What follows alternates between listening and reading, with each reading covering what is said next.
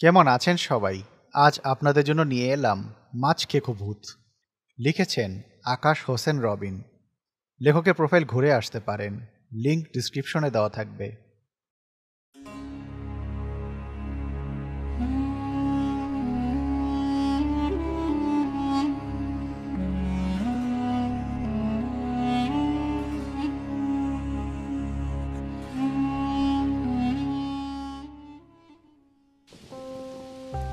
বৃষ্টি বাদলের মাস চলছে এখন সব জায়গায়। যেখানেই চোখ যায় বৃষ্টি, ভর্তি ডোবা পুকুর, আর শোনা যায় পানির থই থই আওয়াজ। শহরে এসব তেমন টের না পেলেও গ্রামে এগুলো ছাড়া জীবন কাটানোই যায় না। সেই গ্রামে বাস করত এক পরিবার। বাড়িতে থাকতেন শুধু দুই ছেলে আর তাদের মা। বাবা কাজের জন্য বেশিরভাগ সময় ঢাকাতেই থাকতেন। বাবা নূর হোসেন, মা পারুল বেগম এবং ছোট ছেলের নাম সাব্বির আর বড় ছেলে অভ্র। অভ্র আর সাব্বির ভাই হলেও তাদের মধ্যে ছিল বেশ মিল। অভ্র ছিল 12 বছরের ছেলে। সে একটু শান্তশিষ্ট ছিল, কিন্তু মাছ ধরায় ছিল খুবই পারদর্শী। অন্যদিকে সাব্বিরের বয়স ছিল 8 বছর। সে চঞ্চল স্বভাবের হলেও সাব্বির ছিল তার বড় ভাইয়ের জন্য পাগল। একদিন বিকেলে আকাশে কালো মেঘ রাগে গুড়গুড় আওয়াজ করছে। দেখা যাচ্ছে মাঝে মাঝে কালো মেঘের আড়াল থেকে আলোর ঝলকানি। যেহেতু বিকেলের সময়, তাই অভ্র আর সাব্বির দুজন মিলে মাছ ধরছিল ছোট্ট একটি খাল থেকে। মাছ ধরে সন্ধ্যায় বাড়ি যেতেই তাদের মা বলে, দুই শয়তান বাড়ি আইসোস তাইলে? তোরা সেই থাডার মধ্যে মাছ ধরতে চাস, বিপদ হইব একদিন। আমার কথা তো হুনোস না তোরা। মা দেখো দেখো, ভাইয়া কতটি মাছ ধরছে। তারপর সাব্বির তার মাকে বলে মাছগুলো ভেজে দিতে। এরপর তারা দুজনে হাত মুখ ধুতে যায়। রাতে সবাই একসাথে খেতে বসে। অভ্র তার খাবারের লোকমা মুখে তুলবে, ঠিক তখনই সাব্বির বলে ওঠে, ভাই, তুমি না কইছো আজকে রাইতে মা ঘুমাইলে মাছ ধরতে যাইবা আমাগো বাড়ির সামনের খালে? এই কথা শুনে অভ্র তার লোকমাটা মুখের সামনে নিয়ে আটকে যায় এবং তার মায়ের দিকে তাকিয়ে দেখে তার মা রাগী দৃষ্টিতে তাকিয়ে আছে। আইসকা বাইরে ঝড় হইব। আইসকা যদি তোরা বাইর হইছোস, তাইলে তোকে ঠ্যাং ভাঙা লাইমু, কইয়া দিলাম। এই কথা শুনে সাব্বির আর অভ্র চুপসে গিয়ে খাবারে মনোযোগ দেয়। খাওয়া দাওয়া শেষ করে দুজন তাদের ঘরে শুতে যায়। ঘরে ঢুকে অভ্র সাব্বিরের মাথায় একটি থাপ্পড় দিয়ে বলে, তোর মুখ কি বন্ধ হয় না কখনো? রেডিওর মতো খালি বাজতেই থাকে। আমি কি করমু? আমি তো খুশির ঠেলায় কইয়া লাইছি।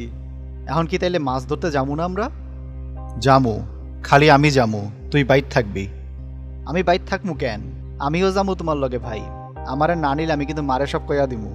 আচ্ছা আচ্ছা, কান্দিস না, যাইস, এখন ঘুমা। এই বলে সাব্বির অভ্র শুয়ে পড়ে। সাব্বির তার ভাইয়ের সাথে যাবে বলে তার বাবার শহর থেকে আনা একটি অ্যালার্ম ঘড়িতে রাত 2টার অ্যালার্ম সেট করে। তারপর দুজনেই ঘুমিয়ে পড়ে। পরের দিন সকালে সাব্বিরের ঘুম ভাঙলে সে ধরফরিয়ে উঠে বসে। দেখে তার ভাই তার সাথে নেই। তার ভাই তাকে রেখেই রাতে মাছ ধরতে গেছে, তাকে ডাকেনি। ঠিক তখনই অভ্র আসে। তার সারা শরীর ভিজা। গতকাল রাতে অনেক ঝড় তুফান হয়েছে। অভ্র এসে তার কাঁধের জাল রেখে শরীর মুছে শুয়ে পড়ে। এদিকে সাব্বির বিছানা থেকে নেমে বাইরে গিয়ে দেখে, এ কি, এতগুলো মাছ লাফাচ্ছে। একদম বড় টুকরি ভরে আছে, আর মাছগুলোও মোটামুটি বড়। সাব্বির মাছ দেখছে। তখন তার মা এসে বলে, বদমাইশগুলো, কাল রাইতে তোরা আবার মাছ ধরতে গেছিলি, তাই না? কতবার না করলাম, তারপরেও? না, আমি তো যাইতে চাইছিলাম, ভাই আমারে নেয় নাই। আমি ঘুমাইয়া গেছি, আর তখনই ভাই গেছে গা, আমারে আর ডাকে নাই। কই ওই শয়তানে? ভাই তো একটু আগে আইয়া হইয়া পড়ছে। ঠিক আছে, ওই ঘুমাক, তুই আয় আমার সাথে মাছগুলো নিয়া। দেখতে দেখতে বেলা গড়িয়ে দুপুর প্রায় শেষের দিকে, কিন্তু অভ্র ঘুম থেকে এখনো ওঠেনি। বিষয়টা সাব্বিরের কাছে কেমন যেন লাগলো। তার ভাই কখনো রাত জাগলেও এতক্ষণ তো ঘুমায় না। তাই সে অভ্রর কাছে গিয়ে তাকে খাওয়ার জন্য ডাকলো। অভ্র উঠে বসল। তারপর তার ভাইয়ের সাথে টুকটাক কথা বলে খাবার খেতে চলে যায়। খাওয়া শেষে এসে আবার শুয়ে পড়ে। দেখতে দেখতে রাত হয়ে যায়। সাব্বির শুতে এসে দেখে অভ্র ঘুম। সে তার মায়ের কাছে গিয়ে তখন বিষয়টা বলে। তখন তার মা বলে, সারাটা রাত মাছ ধরছে, তাই ক্যালান্ত, যা তুইও ঘুমা গিয়া। সাব্বিরও গিয়ে ঘুমিয়ে যায়। পরের দিন সকালে সাব্বির উঠে, কিন্তু অভ্র ওঠেনি। সাব্বির বাড়ির কাজ করতে শুরু করে তার মায়ের সাথে। গরুকে খাওয়ানো, তারপর ঘাস কাটে, উঠোন ঝাড়ু দেয়। কাজ করতে করতে দুপুর হয়ে গেছে, কিন্তু এ কি, এখনো অভ্র ওঠেনি। আজকে তার মাথায় ওই জিনিসটা নাড়া দেয়। তাই সে দেখার জন্য ঘরে গিয়ে অভ্রর গায়ে হাত রেখে দেখে অভ্রর শরীর জ্বরে পুড়ে যাচ্ছে। সাব্বির দ্রুত গিয়ে বদ্যি নিয়ে আসে। উনি কিছু পরীক্ষা নিরীক্ষা করে কিছু ওষুধপত্র দেন এবং বলেন 3 দিন খাওয়াতে। এভাবে কেটে যায় 3 দিন। এই 3 দিনে অভ্র একবারও ঘুম থেকে ওঠেনি। কিন্তু সাব্বির অভ্রর পাশে শুয়ে ঘুমাচ্ছিল। হঠাৎ রাতে পানির আওয়াজে তার ঘুম ভেঙে যায়। সে পাশে তাকিয়ে দেখে অভ্র নেই। তাই সে উঠে বসে পড়ে। বিছানা থেকে নেমে ঘরের জানালার দিকে এগিয়ে যায়। দেখে অভ্র তাদের বাড়ির সামনে খালের মাঝখানে পানিতে নেমে দাঁড়িয়ে আছে। তারপর হঠাৎ করেই একটি মাছ হাত দিয়ে ধরে ফেলে সে, এবং সেটা কাঁচাই খেতে শুরু করে। এমন করে সে 5-6টা মাছ খেয়ে ফেলল। এইসব দেখে ভয়ে আটকে উঠে সাব্বির। সে দ্রুত এসে বিছানায় শুয়ে ঘুমের ভান করে থাকে। কিছুক্ষণ পর সাব্বির ঠাওর করে কেউ ঘরে ঢুকছে। তারপর বিছানায় শুচ্ছে। ভয়ে সাব্বির ওভাবেই শুয়ে থাকে। পরের দিন সকালে অভ্র ঘুম থেকে উঠে ঘরের সামনে আসন করে বসে আছে চোখ বন্ধ করে। তখন সাব্বির এসে বলে, কে তুমি? আমার ভাই কই? কে মানে? পাগল হইছস নাকি? আমি জানি তুমি আমার ভাই না।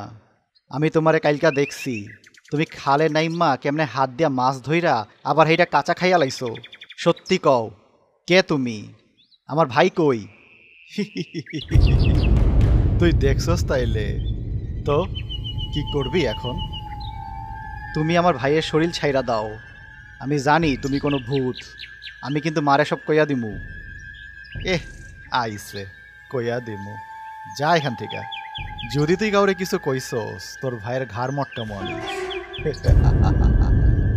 এই কথা শুনে সাব্বির আর কিছুই বলতে পারল না। তাই সে চুপচাপ সেখান থেকে চলে আসলো। এরপর সাব্বির অনেক চিন্তা ভাবনা করে। মাকে বলতে হবে। মাকে না বললে ভাইকে সে কিভাবে ঠিক করবে? গত কয়দিনে অভ্র শুকিয়ে তার গালগুলো ভিতরে ঢুকে গেছে। চোখের নিচে কালো দাগ পড়ে গেছে। সাব্বির দেখে তার মা রান্নাঘরে রান্না করছে, আর তার ভাই ঘরে শুয়ে আছে।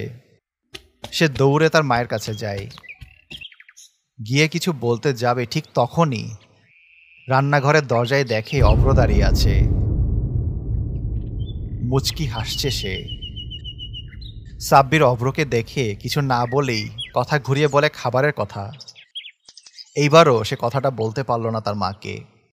এইভাবে চলার পর একদিন রাতে সাব্বিরের ঘুম ভেঙে গেলে সে শুনতে পায় বাইরে বৃষ্টি হচ্ছে, পানির আওয়াজ আসছে।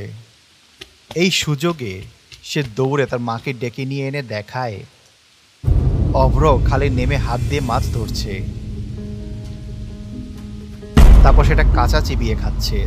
তার মুখে হাতে মাছের টাটকা রক্ত। দেখতে দেখতে যেই সাব্বির আর ওর মা চোখের পলক ফেলল, অমনি অভ্র তাদের সামনে থেকে উধাও হয়ে গেল। তাদের পেছন থেকে আওয়াজ আসলো, তোমরা সব দেখে ফেলেছ। ভালো ভালো, যাও এখন, যাও এখান থেকে, আমি ঘুমাবো। এই বলে অভ্র বিছানায় শুয়ে ঘুমিয়ে পড়ে। সাব্বির আর তার মা তাকিয়ে থাকে অভ্রর দিকে। সকাল হতেই অভ্রর বাবাকে খবর পাঠানো হয় এই ঘটনার ব্যাপারে। অভ্রর বাবা বাড়ি এসে দেখে অভ্র উঠোনে বসে ঘুমাচ্ছে। সে কিছু না বলে ঘরে চলে যায়। গিয়ে সব ঘটনা শোনার পর তিনি বলেন তিনি এখনই একটা ওঝা ডেকে আনবেন। কিছুক্ষণ পর তিনি বাড়ি ফিরে এসে বলেন ওঝা রাতে আসবে। অভ্র চোখ খুলে একটা মুচকি হাসি দেয়, তারপরে উঠে বের হয়ে চলে যায়। আবার কিছুক্ষণ পর এসে বলে, ওঝা সে আর আসবে না। এই বলে সে তার ঘরে গিয়ে শুয়ে পড়ে। তার বাবা সবাইকে বলে, তোমরা চিন্তা করো না, উনি রাতে আসবেন। এইভাবে দেখতে দেখতে রাত পার হয়ে গেল, কিন্তু ওঝা আর এলো না। তাই পরের দিন সকালে তার বাবা আবার গেল, গিয়ে দেখে ওঝা শুয়ে আছে। তাকে বলল, আমি এসেছিলাম, কিন্তু পথে ওই শয়তানটা আমাকে বাধা দেয়। বড় একটা গাছের ডাল আমার উপরে ছুঁড়ে মারে। আমি কোনো রকম বেঁচে গেলেও আমার পায়ে আঘাত লাগে। এটি শোনার পরে অভ্রর বাবা আর কিছু না বলে হতাশ হয়ে ফিরে এলো। তাকে দেখে অভ্র বলে, কি ওঝাকে দিয়ে তো কিচ্ছু হলো না, হবেও না। তারপর সবাই বসে আছে। হঠাৎ অভ্রর মা বলল, পাশের গ্রামে এক হুজুর আছেন, উনি এসব বিষয়ে খুবই পারদর্শী। অভ্রর বাবা যাতে ওনার কাছে যায়। যেমন কথা তেমন কাজ। অভ্রর বাবা উঠে পড়ল, পাশের গ্রামের দিকে রওনা দিলেন তিনি। ওনার সাথে সাব্বিরও গেল। সেখানে গিয়ে উনি হুজুরকে বললেন, হুজুর, আমি আপনার কাছে অনেক বিপদে পড়ে এসেছি, আমাকে সাহায্য করুন। কি হয়েছে বলো। নূর হোসেন হুজুরকে সব ঘটনা খুলে বলেন। আমাকে মাফ করো ভাই, আমি পারবো না। ও অনেক শক্তিশালী বদ অশরীরী। কিন্তু তোমরা চলে যাও। এই বলে হুজুর চলে গেলেন। তারা আর কোনো উপায় না পেয়ে বাড়ি এসে পড়লেন। সেদিন রাতে অভ্র উঠোনে বসে আছে। হঠাৎ অভ্র মাথা তুলে উঠে দাঁড়িয়ে সামনের দিকে তাকিয়ে বলতে শুরু করে, তুই তুই কেন আসছিস? তুই না বলছিলি তুই আসবি না? তাহলে তাহলে কেন আসলি? আমি জানি তুই কত বড় শয়তান। তুই যদি জানতে পারতি যে আমি আসবো, তাহলে আমাকে আসতে বাধা দিতি। তাই তোকে বুদ্ধিতে হারালাম। তুই কাজটা ঠিক করিস নাই। এই বলে সে এদিক ওদিক তাকিয়ে একটি ভাঙা বাঁশের সূচালো টুকরো নিয়ে অভ্রর গলায় ধরে বলে, চলে যা, চলে যা বলছি, না হলে আমি ওকে মেরে ফেলবো। এই বলে বাঁশটা একটু ঢুকিয়ে দেয়, যার জন্য অভ্রর গলা দিয়ে রক্ত পড়তে শুরু করে। তখন আর কোনো উপায় না পেয়ে হুজুর বলে, আচ্ছা ঠিক আছে, তুই ওর কোনো ক্ষতি করিস না, আমি চলে যাচ্ছি। কিন্তু একটু পানি তো খেতে পারি, এত দূর হেঁটে এসেছি আমি। এই ওকে পানি দে, দিয়ে বিদায় কর এক্ষুনি। সাব্বির পানি এনে হুজুরকে দিয়ে চলে যায়। তখন হুজুর পানির গ্লাস হাতে নিয়ে ধোয়া পড়ে, আর অভ্র বলে, এইটা তুই কি করছিস? তুই না বললি পানি খাবি? তোকে আবারও বুদ্ধিতে হারালাম। এখন আমি তোকে এই পানির পাত্রে আটকাবো, দেখ। অভ্র পানির পাত্রে তার প্রতিবিম্ব দেখে ভাবে সে আসলেই আটকে গেছে। সে ছটফট শুরু করে আর তাকে ছেড়ে দেওয়ার জন্য আর্তনাদ করতে থাকে। তখন হুজুর বলে যে অভ্রর শরীর ছাড়তে। সাথে সাথেই অভ্রের শরীর থেকে একটি কালো ছায়া বের হয়ে যায়। অভ্র পাশে পড়ে যায়, আর সবার সামনে দাঁড়িয়ে থাকে পিঠ খুঁটে এক অশরীরী, যার দাঁতগুলো সূচালো, দেখতে জঘন্য কুৎসিত। তারপর হুজুর একটি ছোট বাক্স বের করেন, সেই অশরীরীর দিকে এগিয়ে দিয়ে বলেন, এই বাক্সে ঢোক, আমি তোকে মুক্ত করে দেব। তারপর সে অশরীরী সে বাক্সে ঢুকে যায়।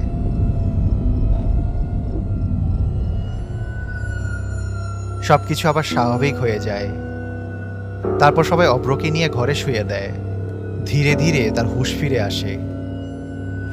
আর ওইদিকে হুজুর সে বাক্সটি নিয়ে নদীতে ফেলে দেয়। এরপরে অভ্রর সাথে আর কোনো সমস্যা হয়নি।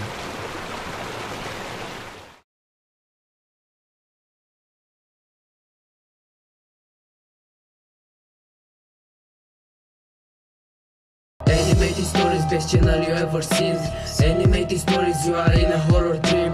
Animated stories, you just take the bloody cream. Go and get the popcorn and you're ready for the horror team. Animated stories, best channel you ever seen. Animated stories, you are in a horror dream. Animated stories, you just take the bloody cream. Go and get the popcorn.